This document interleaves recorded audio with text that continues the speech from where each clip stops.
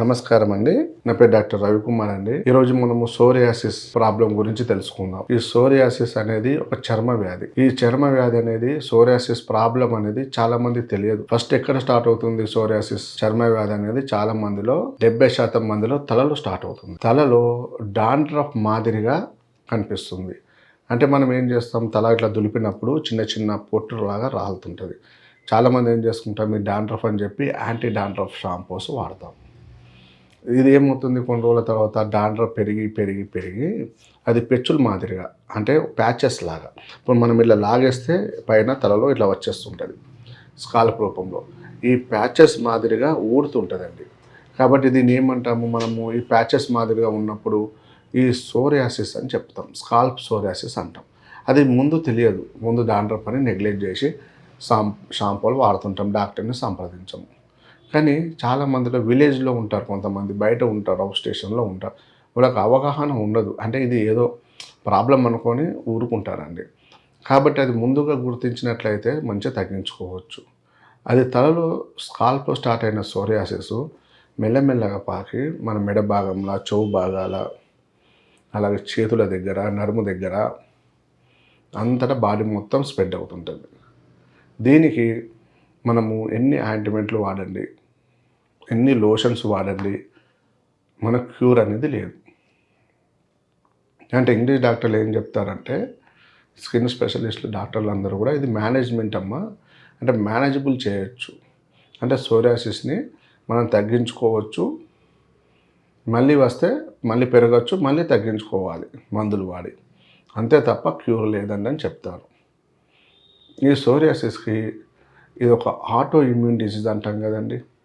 ఇది రావడము, auto immune disease అంటే ఏంది, మన బాడీలో రక్షణ వ్యవస్థ, మనం కాపాడాల్సిన రక్షణ వ్యవస్థ మనల్ని హాని చేస్తుంది, కాబట్టి మనకు ఇబ్బంది పెడుతుంది. ఈ దానివల్లనే మనకి సోరియాసిస్ ప్రాబ్లం వస్తుంది.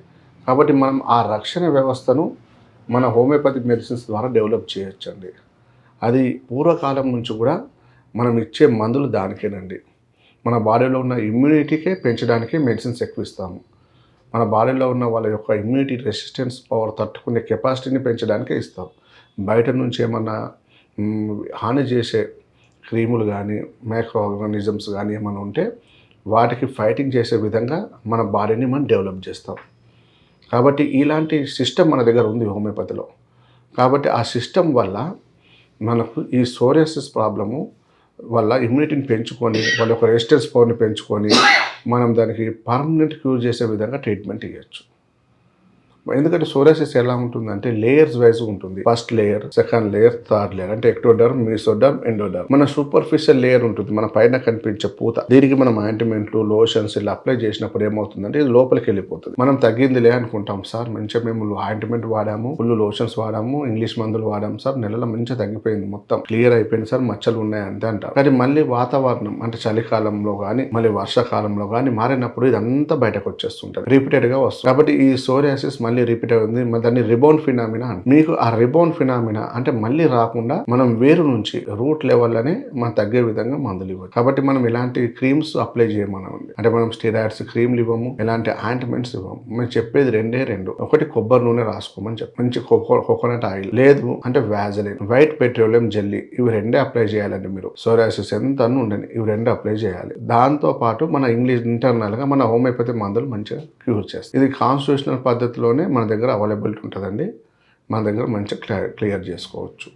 చాలామంది అంటారు, సార్ మేము అక్కడ వాడినాం మందులు, బయట హోమియోపతిలో వాడినాము, ఆయుర్వేదిక్లో వాడినాం, అన్ని వాడినాం, 10 ఏళ్ళు అవుతుంది అయినా తగ్గుతలేదు, మళ్ళీ వస్తుంది పోతుందని చాలామంది వస్తుంటారండి.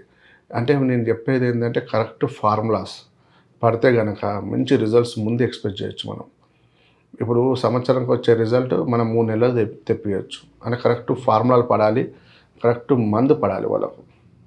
అదే మెయిన్ ఇంపార్టెంట్ అండి హోమియోపతిలో. కాబట్టి ఈ కాన్స్టిట్యూషనల్ పద్ధతి ద్వారా మనం ఇవ్వచ్చు. దాంతోపాటు మనం ఎక్కువగా డైట్ ఏం చెప్పామండి, కామన్ డైట్.